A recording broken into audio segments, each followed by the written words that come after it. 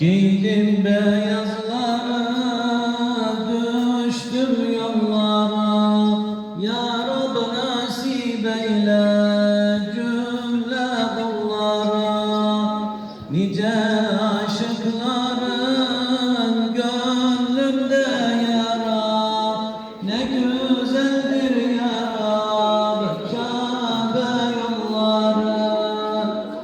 Ne güzeldir ya Rab Kabe yolları. Yaklaştıkça Kabe'ye heyecan başlar. Vurur gözlerden süzülür yaşlar.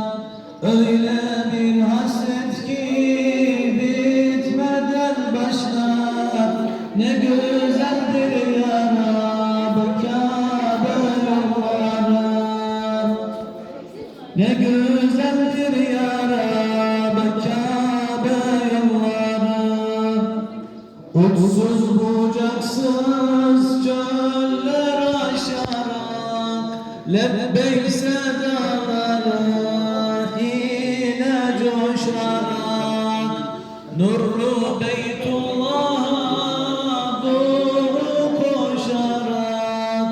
Ne güzeldir ya Rab Kabe yolları. Giydim beyazları, düştüm yollara. Ya Rab nasip eyle cümle kullara. Nice aşıkların gönlünde yara.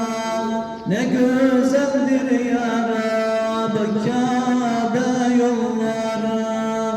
Nice aşıkların gönlünde yara. Ne güzeldir ya Rab Kabe yolları.